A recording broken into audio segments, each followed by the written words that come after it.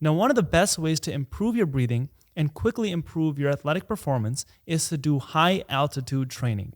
We've seen so many times where athletes go to these mountains or go train in these higher altitudes to train in these low oxygen conditions so that when they come back and they have to fight someone or they have to run this race, that they're at a much higher advantage. And at the same time, it's been well documented that people who live in higher altitudes tend to live longer and live healthier than people who live at lower altitudes. Now, it's not feasible for me to tell you to go to Colorado or go to these mountains and go train over there, right? Because not many people can do that. But you don't have to do that. You can actually bring those mountains to your home. There's a way to simulate high altitude training at your house. Now, the main thing that this involves is getting your body comfortable with having less oxygen.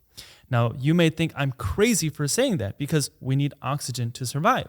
But people in higher altitudes literally do this all the time. They're forced to do this, and their body adapts. So one way that their body adapts is by producing more red blood cells. Red blood cells carry this molecule called hemoglobin. And if you remember from what I was talking about earlier, your hemoglobin is what carries your oxygen, and this hemoglobin carries your oxygen to all of your cells. So if you have more red blood cells, that means you're going to have more ability to carry your oxygen. Basically, your oxygen is a passenger, and your red blood cells and your hemoglobin is this train. So you have basically more trains to carry these oxygen molecules. So basically, people who live in higher altitudes, they have more of these trains that can carry more of these oxygen passengers to all of their cells. Or in other words, their oxygen carrying capacity is going to be higher. So one thing that happens when you force your body to have less oxygen is your body will figure out a way to carry more oxygen, because when it senses that less oxygen is getting in from the air around you, then it decides that it has to carry more oxygen to all of your cells so that it can meet its metabolic needs. Now, if you don't remember, this is one thing that was talked about in the Tour de France. And a guy named Lance Armstrong got in trouble for this, and it's called blood doping. So if you don't know what that is, basically, any athlete who has a competition coming up, a few weeks before, they will draw blood from their body. And they'll store it somewhere, and then closer to the competition, like a week or up to 1 day before, they'll put that blood back in their body. What they're doing is basically when they take that blood out, their body will sense that there's less blood and less red blood cells. So their body will naturally start to produce more red blood cells on its own to make up for that loss of blood. But then a week before the competition, they put that same blood back in their body. So now their body has way more red blood cells than it normally does. So now their bodies have this ability to carry more oxygen, and they're going to be at a much higher advantage. And this is why it's illegal. But what if I told you there's a way to do this blood doping at home, but do it in a safe way and do it legally and not use any needles? Well, this is exactly what happens when you do high altitude training. Because like I said, when your body is exposed to lower oxygen conditions, your body will produce more red blood cells. And not only that, your spleen will also play a factor. So your spleen will produce a molecule called erythropoietin, or EPO. EPO will also help produce more red blood cells. So it's kind of a twofold attack when you're exposed to less oxygen. So this is basically doing the same thing that these cyclists or these other athletes got in trouble for, and they were doing very unsafe methods of sticking needles in their arms to do this. But you can naturally do it at home by doing high altitude training. So I don't want to keep boring you. I know you actually want to get into what the exercises are. So I want to start off by telling you what the basics of high altitude training are. So basically what you're doing in high altitude training is you are breathing less than your body feels the need to. So anytime you exercise, your body produces a molecule called CO2 or carbon dioxide, and your body also increases its breathing because it wants more oxygen. But when you breathe less, specifically in these times where you're exercising, now your body is going to get used to a lower concentration of oxygen and also get used to a higher concentration of CO2. Both of these things are going to be equally important in doing this high altitude training. Now, obviously, before you do any exercise that I recommend, make sure you talk to your doctor and see what's safe for you and see if there's any risks specifically for you. Now, one exercise that I think any beginner or any elite athlete can try is basically just getting used to that shortage of oxygen. So the first step is going to be just to relax your body, right? Because anytime you're stiff or you're feeling stressed out, then it's going to make this exercise a lot harder. So make sure you check your body, check your muscles, and see if you can just relax your muscles first. So step 2 is going to be to focus on your breathing. So just spend 1 minute checking how much air you normally inhale and exhale. And once you get a good gauge of how much you're normally breathing, you have to try to reduce it gradually. And gradually reduce that amount of breathing until you start to feel a little air shortage. So once you start to feel like that subtle need of air, or you feel like you wish you could take a deeper breath, that's when you know that it's working. That's when you know that you're starting your high altitude training. Now you want to try to keep this up for 3 to 5 minutes if possible.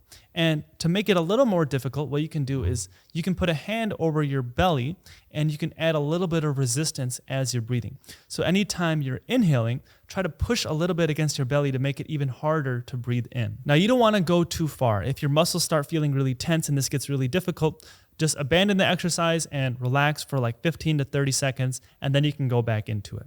You don't want to overdo it. Your goal should be to keep this up straight for 3 to 5 minutes. And eventually you may be able to go longer than that. You may be able to even go up to like 10 minutes. But the goal at first should be 3 to 5 minutes, and you may not even be able to get that right away. So just practicing this, all you need to do is 2 sets in a day.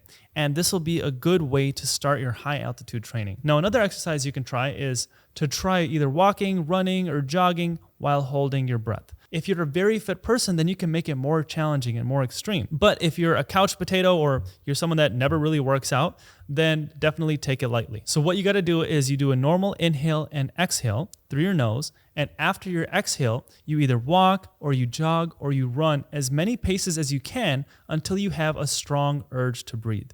And once you have a strong urge to breathe, then you can recover. So you recover only using your nose for 1 minute. So for example, what you can do is you can take a normal inhale, then go for a jog and run for, let's say, 10 seconds. And after 10 seconds, you have a pretty strong urge to breathe. Then you recover by breathing through your nose, and you do that for 1 minute, and then you repeat this exercise 10 times. So again, normal inhale, exhale, and then you walk or run or jog as much as you can until you have a strong urge to breathe, and then you recover for a minute, and you do this 10 times. Now, this doesn't have to be when you're walking or running. This can also be, for example, when you're cycling or when you're rowing.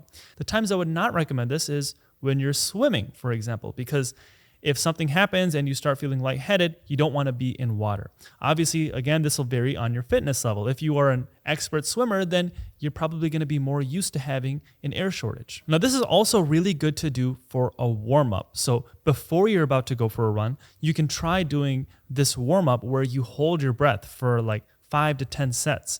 And what this also does is it gets your body used to having higher levels of CO2 and also lower levels of oxygen. And if you do this for a warm-up, it's really cool because now you're going to be way less out of breath during your run or during whatever workout you're doing. Because if you ever had that feeling where you're going for a run and then in the beginning of the run, you're starting to feel really out of breath right away. And then you're like, oh my God, how am I going to do this 3-mile jog? And then by the end of the run, then you're starting to feel really comfortable and you feel like you can keep going.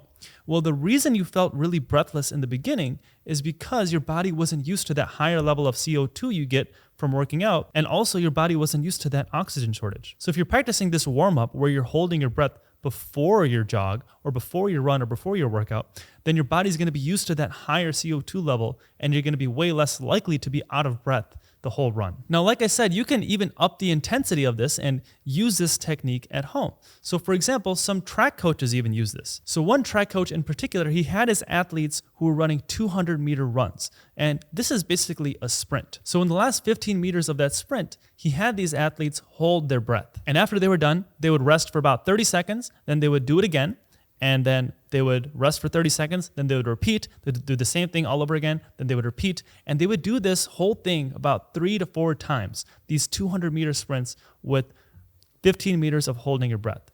Now, I don't know about you, but that sounds really difficult. So it really depends on your intensity level and your fitness level, and you can kind of cater these breath holding exercises to whatever works best for you. But regardless, it's all doing the same thing.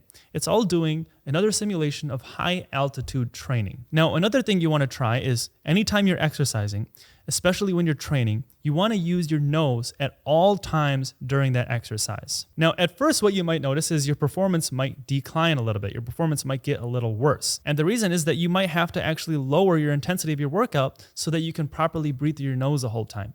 But if you keep this up for 2 weeks, this is what the studies have shown, that after 2 weeks of consistently breathing through your nose, that your performance will actually increase. So keeping up this nose breathing and this efficient breathing method will actually pay off after just a couple of weeks. The more you do this oxygen short training and the more you do this nasal breathing and the more you exercise this way, the more your body's going to be used to having less oxygen and the more your body's going to be used to having higher levels of CO2. And also what you can do is you can start holding your breath at other times during the day.